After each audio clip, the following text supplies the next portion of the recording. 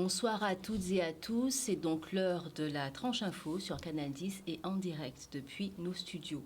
Comme à l'accoutumée, nous commencerons par la page d'information, puis nous nous retrouverons à 19 h pour un focus sur le thème art, culture et crise. Ce soir, la parole est aux artistes et aux acteurs culturels, mais tout de suite, les titres de l'actualité locale et régionale.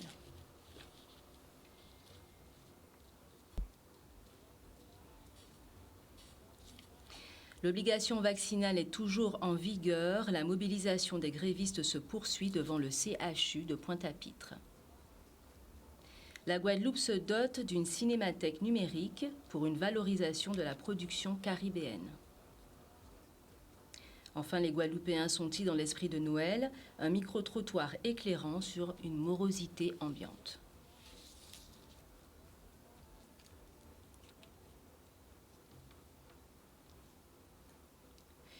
Et tout de suite, le développement de l'information. La mobilisation contre l'obligation vaccinale se poursuit devant le CHU de Pointe-à-Pitre. Maïté Mtoumo, secrétaire général de l'UGTG et d'autres membres de l'organisation s'insurgent. Ils n'ont pas reçu de salaire au mois de novembre, mais ne peuvent non plus bénéficier de leur couverture médicale. Bien qu'affectés par la situation, ils n'en démordront pas. Cette loi de la précarité doit être abrogée. Reportage de Michel Depape. Ni en majorité des camarades qui lisent des fiches de paie à zéro, d'accord? Et c'est pour ça qu'elle nous a dit que la situation là est vraiment très grave et très préoccupante, puisqu'on peut imaginer un moment d'enfant qui n'est timoun, qui tout seul qui a levé timounaï, là, tout simplement parce qu'il refusait de prendre un piqui, il est suspendu et il pas ni salaire. Donc ça, c'est véritablement très violent. Et là, on a regardé qu'il y a avec collectif là, ça était important pour nous d'exposer les faits, avec les chiffres, démontrer justement les élus en Guadeloupe à qui point la situation la préoccupante, ne pas même prendre temps cisé et d'écouter ce qu'on nous a dit. Mais du fait que ce salaire-là n'a pas payé au mois de novembre, nous avons trouvé nous aussi dans une situation médicale qui est compliquée parce que les mutuelles n'ont plus pas payé parce qu'on l'a mutuelle prélevée directement sur les salaires et les mutuelles qui ne sont pas prélevées sur les salaires, c'est compte en banque à agent là, qui fait que nous pas ni couverture sociale, nous pas ni mutuelle pour que ça soigner nous, soigner famille nous, qui fait que loi mi sévère quand mettre nous à dans précarité qui est beaucoup plus importante que ça monde qui a pensé au-delà du salaire, nous pas ni accès aux soins encore ni famille nous ni nous. Donc la Guadeloupe a trouvé à donc gros difficultés, pas ni cardiologue. Déjà pour nous rendez-vous avec un cardiologue avant, c'était 6 mois à 1 an. Et à la présent que nos paquets de médecins, dentistes, tout le monde qui est suspendu, ça a vu on voit une catastrophe en Guadeloupe. La situation est vraiment très grave parce que là nous avons parlé des salariés qui pas ni salaire, c'est vrai, et ils ont l'eau, mais ni aussi les gens qui sont dans les professions libérales, d'accord, qui ça doit gérer qui pour eux, situation là préoccupante, qui pour eux, qui interdit d'exercer et pourtant ils ont des charges qu'ils doivent continuer à payer, qu'ils ne peuvent pas payer, mais qui pour la population là parce que on nous imaginer une minute l'ensemble des Guadeloupéens que ces gens là ça qui occupé d'eux tous les jours. Vieux moun con jeune moun et c'est celle moun le plus souvent les vieux moun qui cavraient pendant la journée. Il y a un infirmière qui a dit moi comme ça c'est lui qui a ouvert porte à patient les matins qui vient dire bonjour, qui fait soin et qui parti et c'est celle moun qui est vrai dans toute journée là. Ça triste de vrai que nous ni effectivement des élus là qui casent comme ça que tout simplement a pas compétence à yo. Ça a relevé de compétence à l'État et on a refusé d'écouter. Alors on a dit faut nous arrêter de faire géant dans le pays là ça, moun qui prend gaz, moun qui souffert et c'est pour ça que mobilisation là nous que continuer à aller jusqu'au bout. Parce que là, nous avons les salariés, mais nous imaginons les familles qui n'y derrière. Et tous les jeunes, justement, qui directement rattachés à la situation là. Ça. Non, situation là grave, très très grave. Patrick Vial-Collet reconduit à la tête de la Chambre de commerce et d'industrie des îles de Guadeloupe. La cérémonie d'investiture s'est déroulée cet après-midi au CWTC à Jarry. Un reportage de Nicolas Hachi. L'élection, c'était avant. On a gagné les 44 membres. C'était une élection très dynamique, très difficile, avec des fois des petits dérapages. Mais pour moi, l'élection est derrière nous. C'est une belle victoire, mais la vraie victoire, et celle qu'on doit engager, c'est la victoire du pays. J'ai sillonné le pays comme peut-être aucun de mes prédécesseurs ne l'a jamais fait. J'ai discuté avec les entreprises. Et puis, nous avons mené, au-delà de cette campagne de terrain, les gens ont compris que lorsque vous êtes en situation de difficulté, lorsque finalement tout le monde a un peu peur de ce qui peut se passer le lendemain. Il y a une confiance au président qui est déjà là et qui a pris les manettes et qui sait comment faire pour tenir le bateau. Et donc je pense que c'était pas le moment de changer de président et c'est probablement ce qui nous a permis d'avoir les 44 sièges. Franchement, j'en espérais pas autant, mais je n'ai jamais douté de notre victoire. On vit une période qui est extrêmement compliquée. Il ne s'agit même pas de dire est-ce qu'il y aura du changement. Ce qu'il faut maintenant, c'est faire en sorte que le plus grand nombre d'entreprises survivent. Je ne sais pas si vous vous rendez compte, on va rentrer en 2022, on devra rembourser nos prêts. Ça veut dire des investissements, on a emprunté les recettes. Hein. Quand on emprunte, normalement, c'est pour faire un investissement qui va faire du chiffre d'affaires. Là, on a emprunté des recettes, il n'y a pas de chiffre d'affaires. Donc toutes les entreprises sont en grande difficulté et ce qu'on veut essayer de faire, c'est trouver avec l'État le moyen de sauver le maximum d'entreprises. Parce que si on ne le fait pas, ça va être, comme on dit, l'effondrement de notre économie. Ce qui veut dire que nous allons perdre des salaires, nous allons perdre des employés et ces employés, ce sont nos consommateurs. Et c'est là qu'on peut avoir peur. C'est ce qu'on appelle plus généralement la déflation. C'est ce qu'on appelle, à un moment donné, quand tout le monde attend pour consommer parce que c'est pas le bon moment. Et le mot que j'aime pas, mais je vais vous le lâcher, c'est ce qu'on appelle en règle générale dans nos économies la récession. Il ne faut pas que nous rentrions en Guadeloupe en récession parce que si c'est ça, on va perdre énormément d'emplois et ça va être la catastrophe et la crise économique. On peut avoir un échec de négociation, ça n'implique pas qu'on recommence à barrer toutes les routes. Je pense que franchement, les Guadeloupéens n'accepteront pas qu'on puisse encore une fois, à cette veille de Noël, les priver de liberté. Cependant, je vais vous dire une chose, une négociation, il faut être deux. Il faut vouloir sortir de la crise. Or, je constate qu'il y a un certain nombre de préalables qui ne me semblent pas être de nature à vouloir sortir de cette crise. Il faudra qu'à un moment donné, les masques tombent et qu'on puisse dire « nous voulons sortir de cette crise » et donc que chacun puisse négocier en sérénité et non pas trouver chaque fois un moment pour dire on injurie les élus, si j'ai bien compris. Moi, j'y étais pas, hein, mais j'ai cru comprendre que la négociation était difficile. Et je salue le courage des élus parce que ça doit pas être facile que de négocier dans ces circonstances-là. Ils y croient, ils pensent qu'on peut sortir par le haut. J'ai envie de dire, chiche, on essaiera, on y croit aussi. En bref, la population scolaire est en baisse. On enregistre une perte de 11 000 élèves entre 2017 et 2022. Pour la rentrée prochaine, une diminution de 1589 élèves est observée. Malgré ce constat, l'éducation de la jeunesse reste une priorité du gouvernement. Cette baisse améliorant le ratio du nombre d'élèves par professeur, la qualité d'encadrement devrait y gagner. La Guadeloupe a désormais une cinémathèque numérique entièrement dédiée à la Caraïbe. C'est à la fois un enjeu mémoriel, mais également une valorisation de toutes les images qui ont traversé les générations et émergé de nos imaginaires. Le projet Sinuca a donc reçu un cofinancement Interreg-FEDER. Un reportage de Maxime Morel. Sinuca, ça veut dire Cinémathèque numérique de la Caraïbe. Donc c'est une cinémathèque totalement sur Internet, avec une base de données sur les films, tout ce qui est films de cinéma, films de famille, films de publicité, films de reportage, documentaires, courts-métrages. C'est un projet qui est important. Il est important car il est structurant. Il est important car il permet de nous ancrer dans une histoire et de nous ancrer dans une région. Donc, parce que parler de cinémathèque, c'est aller à la recherche de toutes les images, quel que soit le temps. Et d'autre part, parler d'une cinémathèque caribéenne, c'est avoir ce regard à 360 degrés sur tous nos films, sur toutes les œuvres qui ont pu naître dans notre région, sur toutes les images même qui ont pu naître dans notre région. Donc c'est véritablement un projet fondamental pour pouvoir imaginer, penser le cinéma de demain et mieux comprendre celui d'aujourd'hui. Il y a plusieurs types de publics qui pourront être concernés. Ça peut être le tout public, hein. Ce sont aussi les élèves, les scolaires, avec les enseignants qui pourront travailler sur ces films. Ça peut être des journalistes qui recherchent des documents pour faire leur reportage, des cinéastes qui vont devoir consulter la base pour retrouver des films anciens, pour reconstituer d'autres films. Et puis aussi des historiens, des chercheurs qui vont se servir de la matière film pour pouvoir faire leurs recherches et illustrer leurs propos. Le lien entre le développement et cette visibilité-là, comme je vous le disais, cette visibilité sur l'histoire de nos territoires, l'histoire de nos formes artistiques, est évident.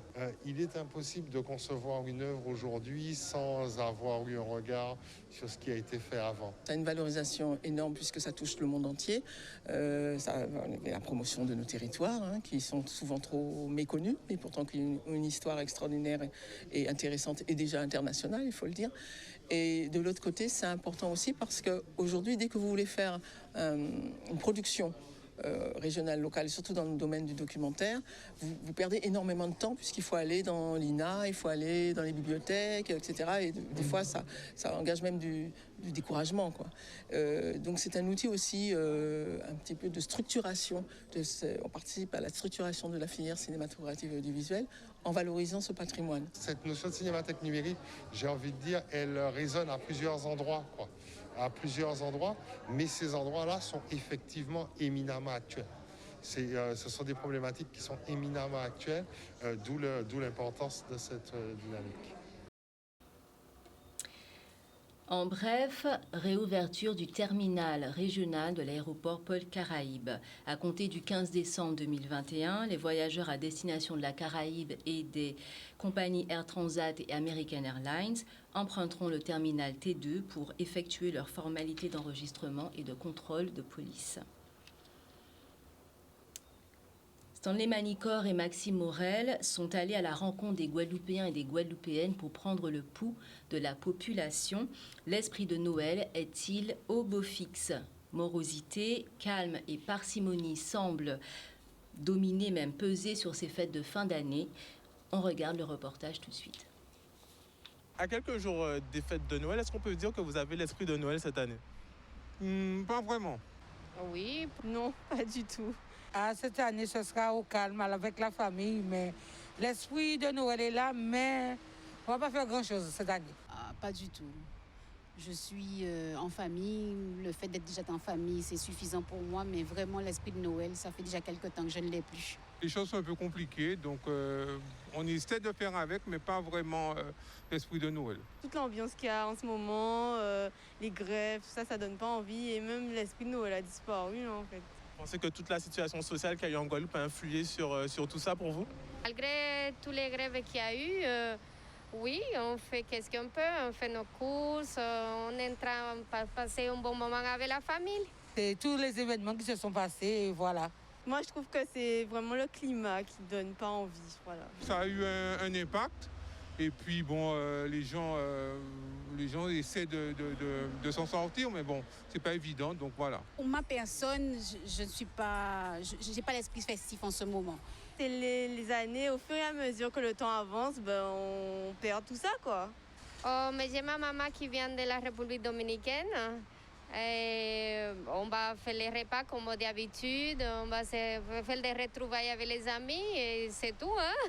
Bon, il ne reste pas beaucoup de jours avant Noël, donc on va voir ce qu'on peut faire. Après, je peux comprendre que les gens aient envie de décompresser par rapport aux situations et par rapport aux grèves et aux frustrations dues au confinement. Tout ce qui est cadeaux, sapin, décoration, est-ce que vous avez déjà pu faire tout ça? Cette année, il n'y a rien pour moi. Pas de cadeaux, pas de sapin, rien. C'est au calme. Ma mère, oui, s'en est occupée. Ma mère s'en est occupée, mais moi, non, pas particulièrement. Oui et non, si on veut, oui et non. Donc voilà. Ah oui, j'ai fait, moi, de mon côté, mais peut-être que d'autres personnes, non, forcément. Oui, j'ai déjà fait mon sapin, j'ai fait plein de décorations chez moi.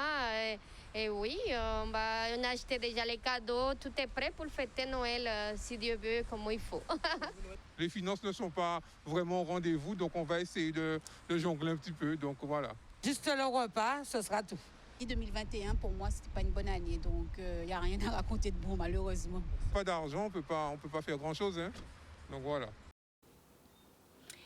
Voilà, donc frugalité, morosité, mais contre tout cela, la solidarité devrait tout de même ramener des étoiles dans les yeux des tout-petits. L'association Guadeloupe en mouvement a ouvert des points de collecte de cadeaux. Neuf ou de seconde main, c'est l'intention qui compte. On découvre tout cela dans le reportage de Stanley Manicor. L'idée de collecte nous est venue notamment par rapport au contexte qu'on connaît, qui est un petit peu morose, au contexte dans lequel les familles aussi connaissent parfois des difficultés financières pour pouvoir justement offrir des cadeaux aux enfants. Donc on s'est dit qu'on allait essayer d'apporter un petit peu de joie et de bonheur en cette période qui est censée effectivement être une période festive. Et donc nous est venue cette idée de collecte de cadeaux. On est agréablement surpris puisqu'on a beaucoup de retours qui sont très positifs. Les gens trouvent effectivement que c'est une très belle initiative. Et au-delà de trouver que c'est une belle initiative, on a beaucoup de retours de cadeaux, sachant que nous acceptons effectivement des cadeaux neufs, mais aussi des cadeaux d'occasion, puisque souvent on a effectivement des cadeaux à la maison qui sont en très bon état, qu'on n'utilise pas. Donc s'ils peuvent faire plaisir, autant en profiter. Plusieurs solutions. Nous avons un point de collecte à la boutique Audacerie qui est située à la rue d'Elgrès à Pointe-à-Pitre, ou sinon vous pouvez me contacter directement au 06 90 73 13 88, 73 13 88, et nous avons effectivement des membres de Guadeloupe en mouvement qui sont partout en Guadeloupe. Donc si vous ne pouvez pas aller sur Pointe-à-Pitre, vous nous contactez, et que ce soit sur le Moule, Saint-François, Sainte-Rose, Des Basse-Terre, on s'organise et on récupère les cadeaux. Je veux les prolongations justement parce qu'on est très sollicité à la fois par les donateurs et par les associations. C'est vrai que les jours passent très vite, donc le 15 c'était un petit peu juste. Donc là effectivement on prolonge la collecte, et donc vous avez jusqu'à ce week-end, voire jusqu'à la semaine prochaine. On accepte encore jusqu'à la semaine prochaine les cadeaux. Donc voilà, n'hésitez pas et faites-vous plaisir et faites plaisir aux enfants. Voilà, donc en ces fêtes de fin d'année, la solidarité est de mise et d'autres initiatives vont en ce sens. L'association Les Voiles Papillons, soutenue cette année par Interinvest, invite des jeunes dans le besoin à prendre le large. Sur un classe 40, ils vont naviguer grâce à un partenariat avec le CCAS de Saint-François. Écoutons cette fine équipe au micro de Charlie Dagonia. Alors, ce projet est monté. Alors, ce qu'il faut savoir, c'est que les voiles papillons existent depuis 10 ans et habituellement, on emmène les enfants en rémission de cancer ou qui ont des pathologies assez lourdes en croisière pendant 3 jours. Maintenant, suite au Covid, depuis 2 ans, on a décidé de s'adapter et de s'ouvrir à d'autres enfants qui sont dans le besoin. Celui-ci, c'est un partenariat avec Interinvest qui nous a mis un classe 40 à disposition qui a fait la traversée Jacques Vabre, et en partenariat avec le CCAS de Saint-François.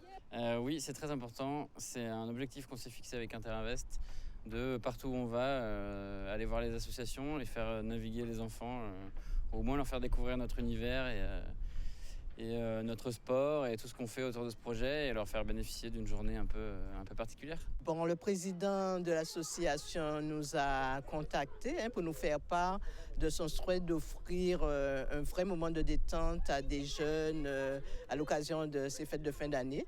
Donc c'est tout naturellement que nous avons répondu présent et que nous nous sommes donné les moyens de réunir quelques jeunes qui puissent participer à cette magnifique journée. En tout cas, nous remercions beaucoup cette association Les Voiles Papillons d'avoir pensé à nous pour cette organisation, et nous espérons qu'il y aura d'autres moments aussi intéressants pour les enfants de Saint-François. Est-ce que ça fait rêver tout le monde ? J'espère. En tout cas, nous, ça nous fait rêver.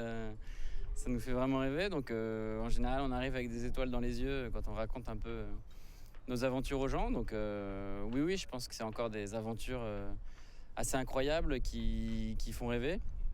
Et comment est-ce que j'arrive à en vivre ? On monte des projets grâce à des sponsors comme le groupe Interinvest qui nous soutiennent tout au long de l'année pendant la construction du bateau, la préparation, les courses, mais aussi tous les événements qu'on monte et qu'on met en place avec eux, comme ces navigations avec les salariés, les clients, les associations comme la Table Ronde et les enfants de Guadeloupe. Voilà donc des initiatives solidaires, des initiatives pour favoriser le lien. Et comme ce sont les fêtes de fin d'année, évidemment, le lien est ce que nous recherchons tous. Donc notre invité ce soir, M. Raoul Legba, directeur de l'IREPS, mais ce soir plus particulièrement président de la commission prévention de la CSA. Bonsoir. Bonsoir. Bienvenue sur le plateau, vous allez bien ? Très bien, merci. Je pense que c'est important de poser la question actuellement. Donc, la démocratie, sanitaire au service de la population. Donc, ça se passe du 13 au 18 décembre. Donc, c'est proposé par la Conférence de la santé de l'autonomie. Est-ce que vous pouvez nous expliquer ce qu'est la CSA? Alors, merci pour votre invitation. La CSA, c'est la Conférence de la santé et de l'autonomie, qui est une instance de concertation placée aux côtés de l'agence de santé. Et donc, elle participe par sa réflexion, par ses actions, à l'élaboration et la mise en œuvre de la politique de santé sur le territoire. D'accord. Donc, cette conférence, donc, c'est une instance consultative, comme vous avez dit, auprès de l'ARS, l'Agence régionale de santé. Donc, l'objectif, en fait, de cette campagne vise à inviter le public à donner son avis sur la politique régionale de santé et à proposer des solutions à la direction générale de l'ARS sur toutes les questions de santé touchant la population locale. Donc, en fait, qu'est-ce qu'on attend? Qu'est-ce que vous attendez, en fait, de la population guadeloupéenne? Écoutez, la CSA est une instance de démocratie en santé et donc elle tient sa légitimité donc de tout ce qui peut émaner de la population et qui peut être remonté aux autorités de santé.